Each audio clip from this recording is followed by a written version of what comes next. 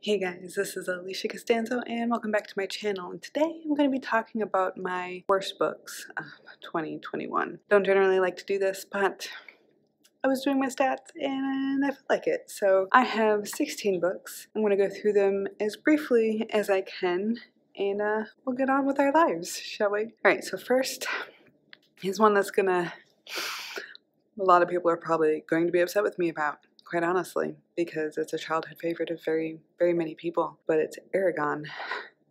I think it's Christopher Paolini. And I think my problem with this is that I was not a child reading it.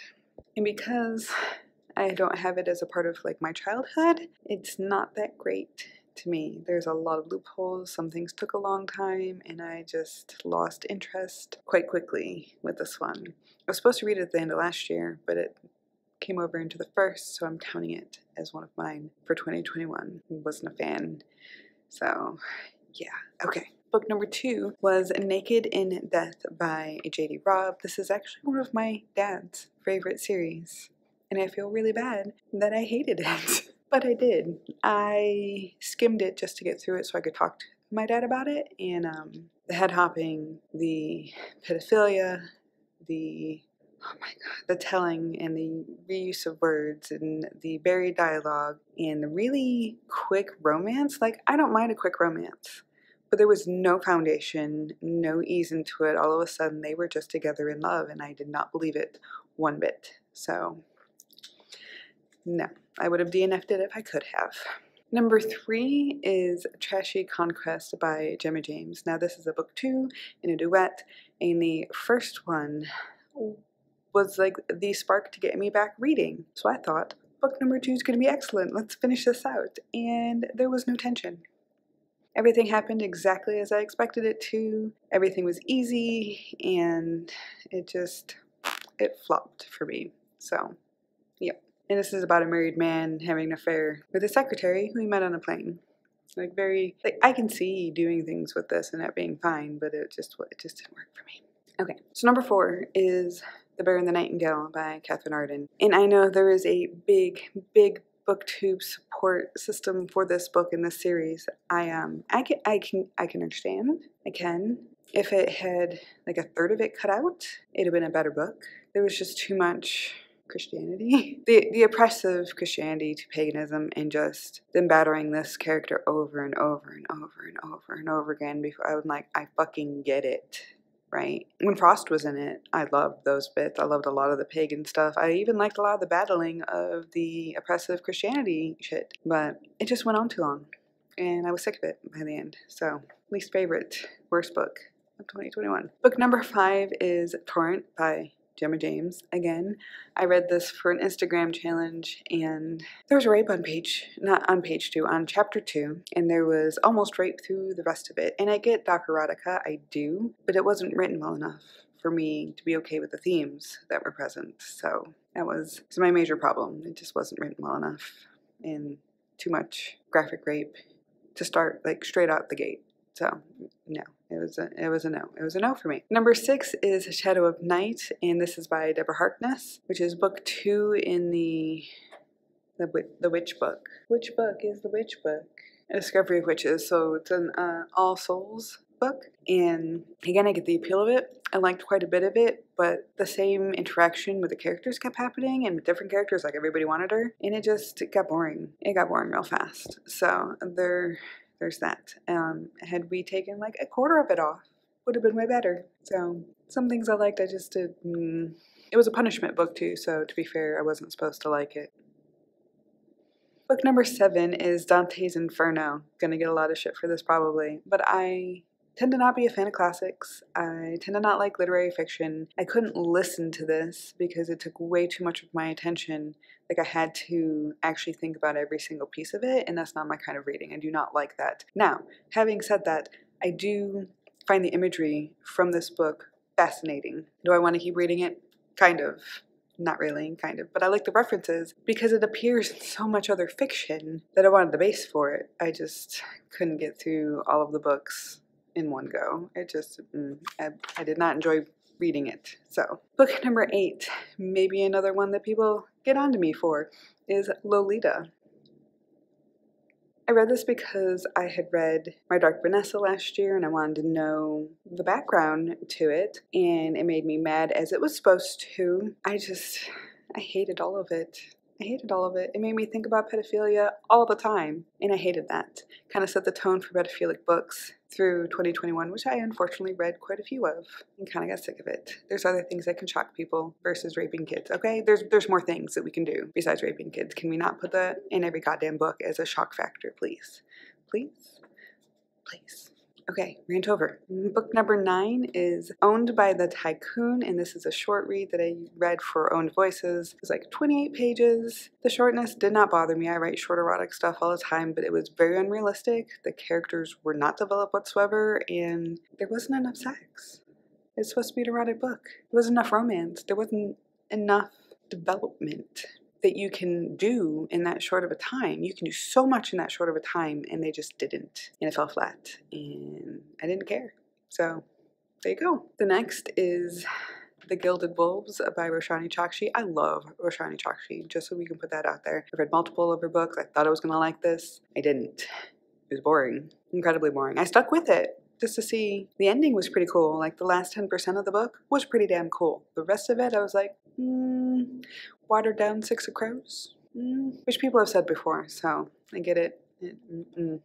Next is a kind of controversial one in general for reading it, which was Forbidden, and I think that's Susan Suzami? Tabitha Suzuma, something like that. This is a book about incest, and I read it at the recommendation of Beck in the Books, and I have to admit that I was intrigued enough to read the whole thing, well, read most of the thing and skim the last bits of it, but it became really repetitive on, oh my god, are we gonna get caught? Oh my god, are we gonna get caught? Oh my god, are we gonna get caught? Oh, we're caught, and now one of us is dead. I don't know. I felt like there was so much of the extra bit that I didn't care about, and not enough of the real shit that I did care about, that it was just kind of for me. The first like third of it, or half of it, was intriguing. Subject aside, it was intriguing, and I didn't like most of the second half of it, so. Yeah. Number 12, my bestie is gonna hate me for putting this on my list, but Jurassic Park by Michael Crichton. I was bored through most of it. The dinosaur stuff was interesting, like the actual science stuff behind it that we didn't get in the movie. Liked that part. Most of the other bits, I was just like, can we get to them eating them already? Can they just eat the people already? Can we do that? I did like the river bit. I also know that dinosaurs has changed a lot. Like our understanding of them has changed a lot since this book has come out. So like part of that also kept me from enjoying it, because believe it or not, I do kind of find that interesting in real life. So I do keep up on some of the changes that happens in that archaeology in the dinosaur research community. I don't know what you call it. Is it archaeology? No, I don't know. Paleontology? Anyways, sorry, Becky. You know, you suggested it to me. I finished it. It wasn't horrible, but of the books that I read this year, it was in the bottom. It was in the bottom 20. So, bottom 15? Bottom 15. Yeah. Okay. Next, another controversial one, because so many people have hyped this book. It was actually my choice for my hyped prompt in one of my roles, as well as being one of my 20 before 2020, or 21 before 2021s, and that is the Southern Books Club Guide to Slaying Vampires. It was a struggle, like a serious all-out struggle to get through this book. I hated the characters so much. I liked the ending. Like, hear me in this. I liked the ending. I liked what Grady Hendrix was trying to do and say about culture and how women are perceived, especially Southern women, especially Southern middle-class women, and it was, I was either bored, angry, or disgusted through most of it. I really liked the disposing of the vampire, though. That was pretty cool. I really liked the bit where the children was like, Mom. That was pretty cool. And if you've read it, you know what I'm talking about. If you don't, I'm trying not to spoil things for you. So, yep. Number 14 is I Am Thinking of Ending Things, which was one of the books that I read in the very beginning of the year. It was supposed to be like a scary book. It wasn't. It wasn't scary. It was creepy. I liked a lot of the things that literarily it did, like a lot of the techniques, a lot of the imagery and the words and like how they set things up was really cool. I was disappointed by not being scared by kind of what was the reality of things. So it was disappointing, which is why It's like the bottom 15 of my books. And these are the bottom 15 of my books that I have read all the way through. These are not including my DNFs. Those will be in a moment. So my final 15th book, worst book of 2021, is Ready Player One. Maybe another controversial one because so many people like it. I actually read it as a suggestion for my Booktube Suggests challenge, and this was another one that was a struggle to get all the way through because it was boring. I do not have the 80s references necessary to enjoy this book. My husband did. Like, anytime I talked about something like that, you know, game-wise from the 80s, he was like, oh yeah, I watched that movie, I played that game, and I'm just like, I was sheltered until the 90s apparently because I didn't get any of it, and I found that boring. So, yep. Okay, so something I wanted to figure out, which I didn't before I got here, and I should have, but I wanted to see how many of these were on my 21 before 2021 list. So I'm gonna grab that guy. This is my 21 before 2021. I'm almost done with this one. I know it's cheating to finish reading it this year, but I'm doing what I gotta do. So let's see. Oh, actually, some of these are DNFs. So let's go on to my DNFs real quick first, and then we will discuss this guy. Okay, sorry. All right. How many of these do I have? I think I have 12 DNFs from the year. From my 144 books total, I think I have 12 DNFs. First one is the first 15 lives of Harry August. Haha, I was right. Okay, I DNF'd that like 15% or 20%. I tried to give them at least 20%. I was just bored. It wasn't the action that I was expecting it to be. Another recent DNF was Catch-22. Literary fiction, I felt, and satire, and like I usually like satire, but this was a little bit beyond satire to almost parody, which is not always fun to read. And I felt like I got it, like I got the point after 21%. And so I put it away. I just couldn't torture myself with it anymore. Another one is The Proposal by Jasmine Gilroy, and I was bored. It was, okay, so this might be purely stylistic taste, but it was too cute. It was just too cutesy, and I was just like, I feel no tension, I feel no connection, and I gave up. So the next is Warrior Mage, and I had really, really high hopes for this one because I loved the first 2 chapters of it, and then it just got long and boring.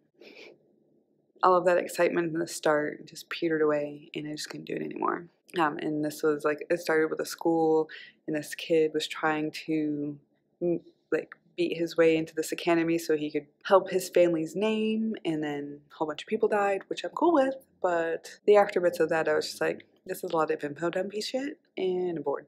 So the next is was a box set, which was what my prompt was a box set, and it's Montana Promises. I know that's not the name of the first book, that's the series, and I think I got 2 chapters in before it was not realistic. It didn't catch me. I didn't care about the characters. Like, I knew exactly what was going to happen in this book from the first couple chapters, and I didn't care enough, so I let it go.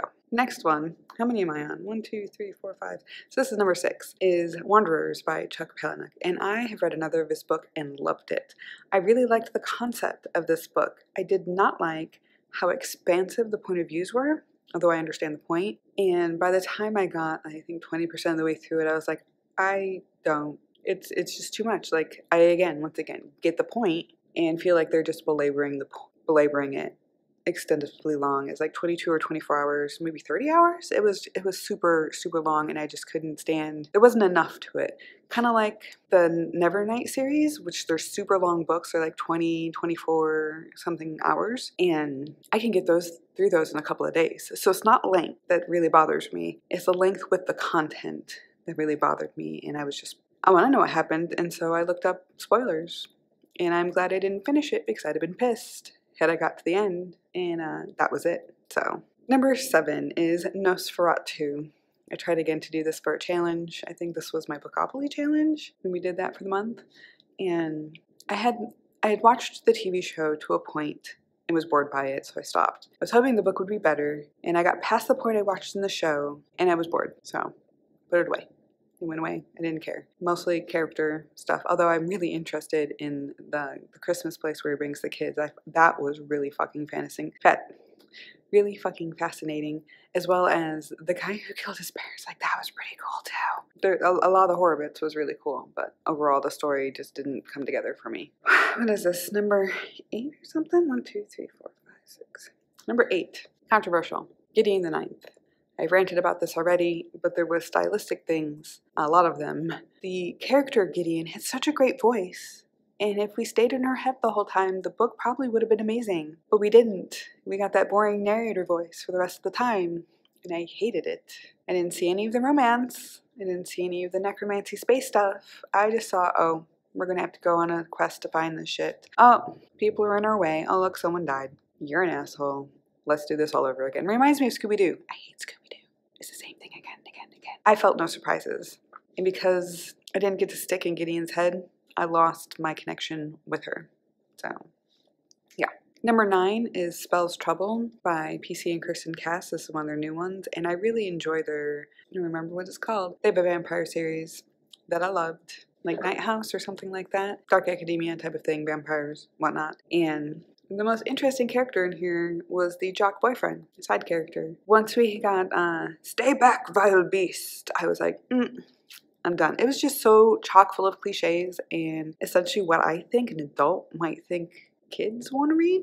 Or teens, how teens behave. I feel like they've lost touch with how teens are, and so it was icky, and I put it down, and I was done. Number 10 was Tell Me Lies, and this was a book for a challenge to read like, and I'm still working on this challenge, but I had to DNF this book the moment. First of all, I hated the characters. I did not connect with any of the characters. I wasn't supposed to, and I get that, but you have to give me something to hang on to get me through something that's going to be terrible. But once the 24-year-old felt up the 14-year-old in the car, I put it down. I'm like, I'm not going to dislike these characters and deal with pedophilia. Like, that's not happening. There's fucking pedophilia this year. I do. Ugh.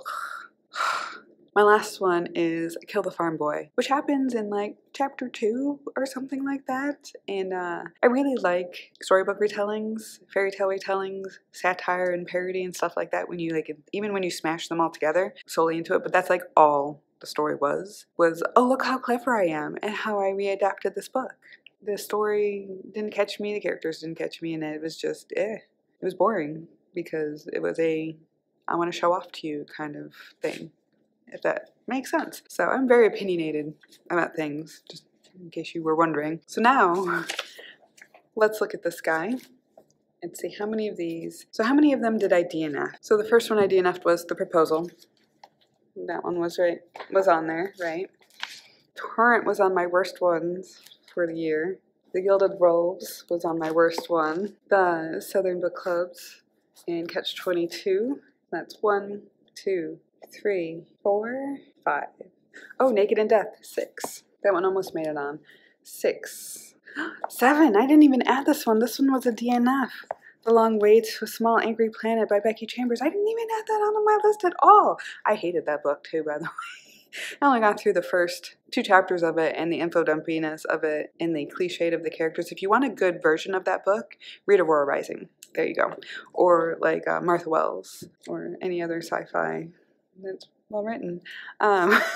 There's my really opinionated views. Sorry to the authors. I know how hard it is to write books and to not have them connect with readers. As an author myself, I totally get it, and I'm totally sorry for ranting about your books, but there you go. I'm sorry I didn't like them. I hope so other people do. If you do, if you liked any of these books or any of these were your favorite authors or any of that stuff, and you want to fight with me about it in the comments below, please do. I would love to hear your opinions. I love the fact that we can all have different opinions about books and to talk about them and still be friends. So, all right, stay tuned for my top 21 of 2021 soon. All right, guys, I'll see you later. Thanks for watching. Bye. Oh, by the way, tell me what your worst books were in 2021. I want to know. Okay.